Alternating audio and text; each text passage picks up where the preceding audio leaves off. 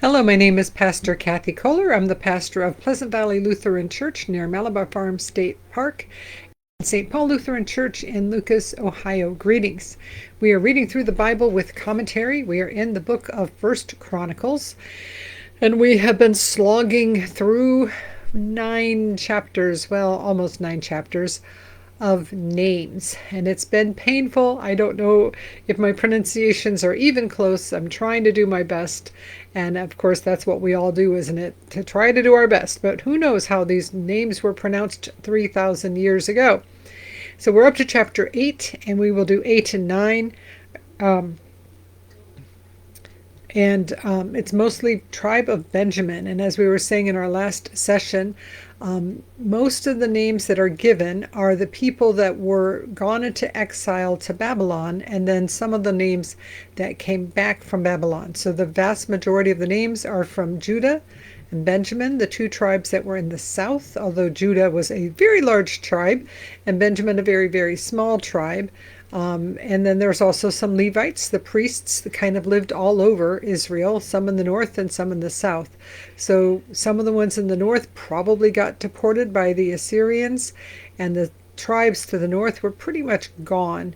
To the south, Judah and Benjamin and some of the Levites were not initially deported by the Assyrians, and when the Babylonians came, it was a different kind of deportation. So they went to Babylon, but then they lived there, and eventually the Babylonians were defeated by the Persians, and the Persians said, you can go back to your home country if you want to.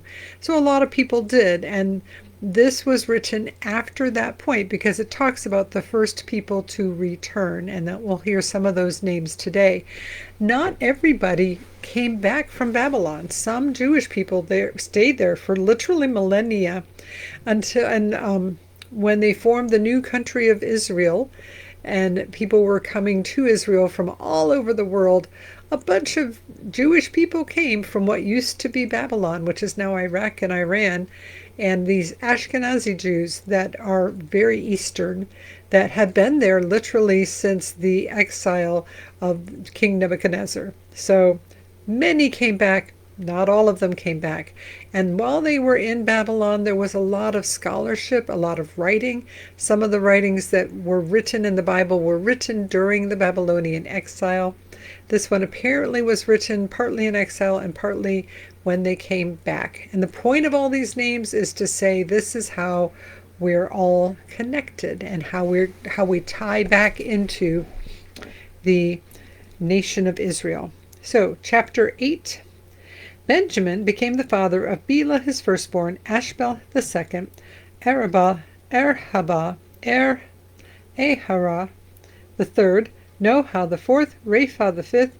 And Bela had sons, Adar, Gera, Abihud, Abishua, Naaman, Ahoah, Gera, Shaphupan, and Huram. These are the sons of Ehud. They were the heads of ancestral houses of the inhabitants of Geba, and they were carried into exile to Manahath. Naaman, Ahijah, and Gera, that is Heglam, who became the father of Uzzah and Ahihud.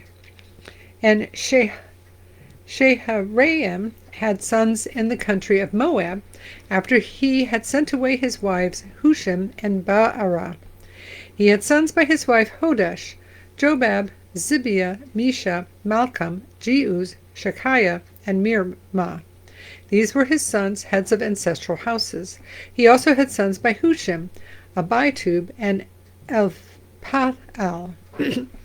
The sons of Elpaal, Eber, Misham, Shemed, who built Ono and Lod with its towns. So a lot of these names are tying back to the towns on the southern part of the kingdom, and the names of the towns take on after the ancestors, which of course is something we do here in the United States. We will name something after a town. Jeromesville is named after somebody named Jerome. So we do that here as well. Where was I? Verse 12. The sons of Elpaal, Eber, Misham, and Shemed, who built Ono and Lod with its towns, and Beriah and Shema, they were heads of ancestral houses of the inhabitants of Ajalon, who put to flight the inhabitants of Gath, and Ahio, Shashak, and Jeremoth. Zebediah, Arad, Eder, Michael, Ishpa, and Joha were the sons of Beriah. Zebediah, Meshullam, Hizkai, Heber, Ishmerai, Isaiah, and Jobab were the sons of Elpaal. Jachim, Zichri, Zabdi, Elienai, Zilithai, Eliel, Adai, Beriah, and Shimrath were the sons of Shimei. Ishpan, Eber, Eliel, Abdon, Zichri, Hanan, Hananiah, Elam, Anthothijah, Ifdiah, and Penuel were the sons of Shashak. Shamshirai, Shamshirai, Shehariah, Athaliah, Jearishiah, Elijah, and Zichri were the sons of Jeroham. These were the heads of ancestral houses, according to their generations, chiefs. These lived in Jerusalem, which explains why they were deported along with the people from Judah, because they were in Jerusalem. Verse 29, Jeiel, the father of Gibeon, who lived in Gibeon, and the name of his wife was Maacah. His firstborn son, Abdon, then Zur, Kish, Baal, Nadab, Gedor, Ahio, Zeker, and Mikloth, who became the father of Shemiah. Now these also lived opposite their kindred in Jerusalem with their kindred. Ner became the father of Kish, Kish the father of Saul, Saul the father of Jonathan, Malchishua, Abinadab, and Eshbaal. And the son of Jonathan was Meribaal, and Meribaal became the father of Micah. The sons of Micah, Python, Melech, Teriah, and Ahaz. Ahaz became the father of Jehoiada. Jehoiada became the father of Alameth, Asmaveth, and Zimri. Zimri became the father of Moza. Moza became the father of Benia. Rapha was his son. Eleasa his son. Azel his son. Azel had 6 sons, and these are their names: Azrikam, Bokiru, Ishmael, Sheariah, Obadiah, and Hanan. All these were the sons of Azel. The sons of his brother Eshek, Ulam his firstborn, Jeush the second, and Eliphelet the third. The sons of Ulam were mighty warriors, archers, having many children and grandchildren, 150. All these were Benjamites. Excuse me. Chapter 9. So all Israel was enrolled by genealogies. And you're like, okay, we're done with names. No, not quite, but we're getting there. All Israel was enrolled by genealogies, and these are written in the book of the kings of Israel. And I have a footnote that says the book of the kings of Israel is not the book of Kings that we've already read through. It's a different book. And Judah was taken into exile in Babylon because of their unfaithfulness. Now the first to live again in their possessions in their towns were Israelites, priests, Levites, and temple servants. So this is how they know that it was written after they had returned from exile. So they were in the south, they were exiled to Babylon, I think, if I remember correctly, 70 years. And then they were able to return, but not everybody returned immediately. There was the first group and a second group. As we said, some people that never did return. And so this is listing the people who returned first, so we know that it was written after the return to Jerusalem. Verse 3. And some of the people of Judah, Benjamin, Ephraim, and Manasseh lived in Jerusalem. Uthai, son of Ammihud, son of Omri, son of Imri, son of Bani, from the sons of Perez, son of Judah, and of the Shilonites. Well, and I just read a bunch of generations. That is not listing every single generation. When there's a short list like that, but it goes all the way back to Judah, that means that they're probably skipping a few people, but it's tracing them back to the son of Levi. Verse 5. And of the Shilonites, Asaiah the firstborn and his sons. Of the sons of Zerah, Jeuel and their kin, 690. Of the Benjaminites, Salu, son of Meshullam, son of Hodaviah, son of Hasanua, Ibneiah, son of Jeroham, Elah, son of Uzai, son of Michri, and Meshullam, son of Shephatiah, son of Reuel, son of Ibnijah, and their kindred, according to their generations, 956. All these were heads of families according to their ancestral houses. So if you've got a family of 900 plus people, it's like, okay, and I am an Israelite, and I am of the tribe of Benjamin, and this is how we know, because we keep track of who our ancestors were. So that's part of why it became very important to these people to track the genealogies. And if you could make it back to one of these names, then you could make it all the way back to Adam. Verse 10.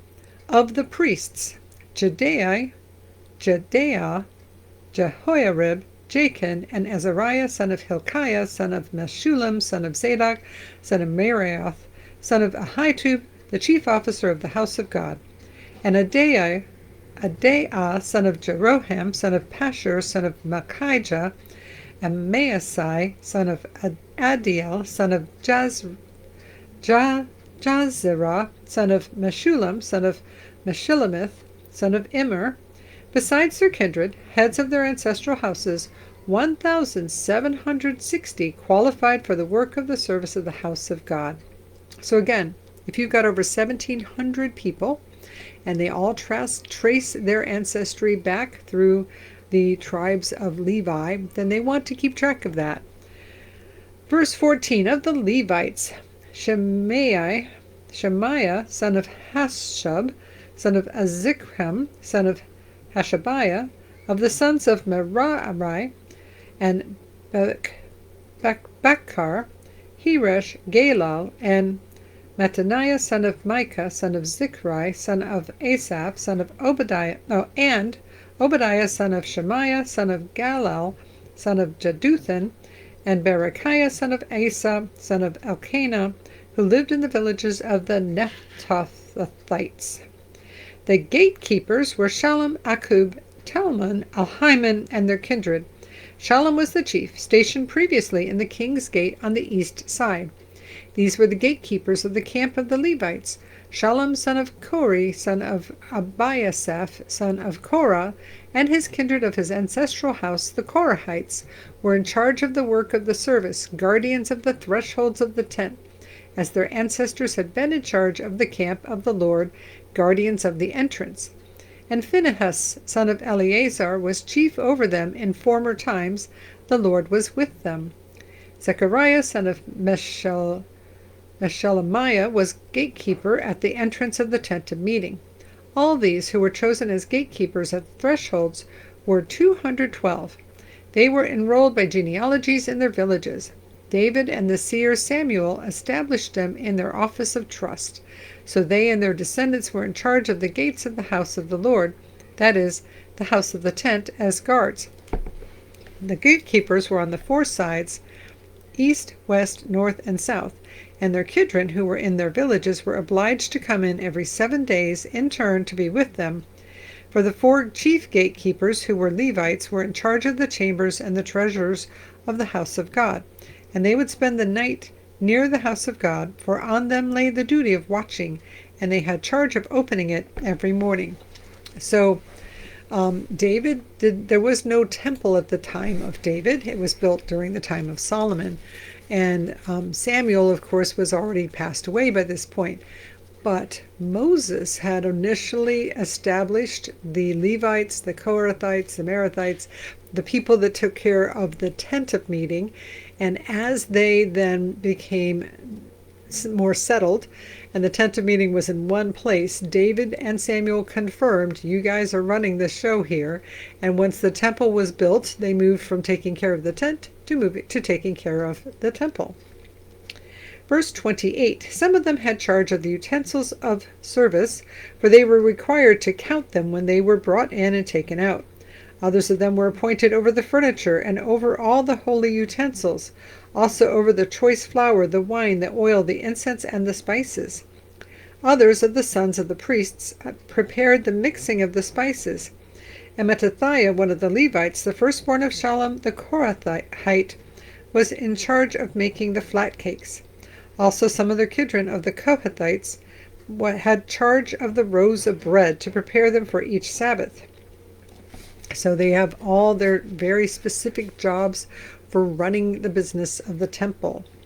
Verse 33, because of course you've got a temple full of gold utensils and even the brass utensils. You don't want any of that walking away. So you have guards that guard the temple and guard the accoutrement and the different pieces of the temple that are guarded by these priests. Verse 33, now these are the singers, the heads of the ancestral houses of the Levites, living in the chambers of the temple, free from other service, for they were on duty day and night. These were the heads of ancestral houses of the Levites, according to their generations. These leaders lived in Jerusalem. Verse 35, in Gibeon lived the father of Gibeon, Jeiel, and the name of his wife was Maacah. His firstborn son was Abdon, then Zur, Kish, Baal, Ner, Nadab, Gedor, Ahio, Zechariah, and Mikloth. Yes, we have already had a bunch of these names. I recognize them. And Mikloth became the father of Shimeam, and these also lived opposite their kindred in Jerusalem with their kindred. Ner became the father of Kish, Kish of Saul, Saul of Jonathan, Malchishua, Abinadab, and Eshbaal. The son of Jonathan was Merib-Baal, and Merib-Baal became the father of Micah.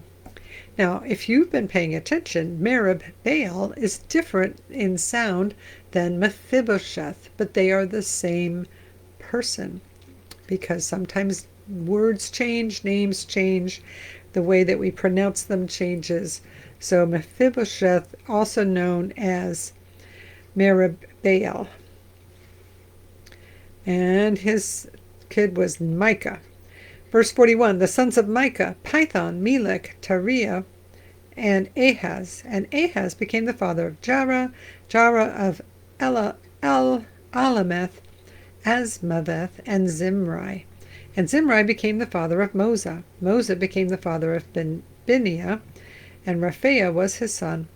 Eliasa his son, Azel his son. Azel had 6 sons, and these are their names: Azrikam, Bocheru, Ishmael, Sheariah, Obadiah, and Hanan. These were the sons of Azel. And I feel like as I'm reading through this, it feels like somebody had different sources and he wanted to use all his source material. So some of that has gotten repeated. Some of those names of the Benjaminites and King Saul were names that we already heard. But as we said, it's a way to be connected. If you can trace your lineage back to any of these people, then you can trace it back all the way to Adam. You might be missing a couple of generations, but basically these are the generations. And as they're coming back, you're tying together the past, the history that they have of having come out of a wandering Aramean who moved to Egypt and comes back a whole nation and moved into the promised land, and had all these tribes. And where did the tribes come from, and how do they follow? And now they are coming back from exile and maybe needing to remember, this is where we've come from. And these people were exiled because they weren't faithful to God, but we need to be faithful to God. But here's our history. This is where we're coming from as they move forward. And sometimes that's not a bad thing, to spend some time thinking about, what is your history? Where do you come from? What is your lineage? Who are the people that came before you, and what heritage did they give you?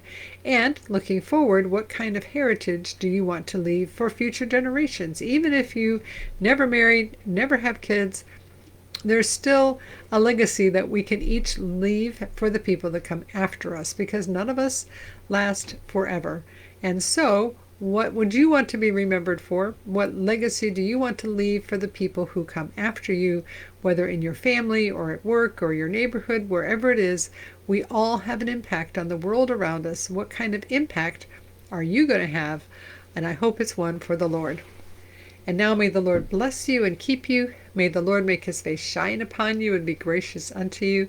May the Lord look at you with favor and give you peace. In the name of the Father, and of the Son, and of the Holy Spirit. Amen. Go in peace, like, subscribe, comment, and we will see you again next time. Thanks so much for being here.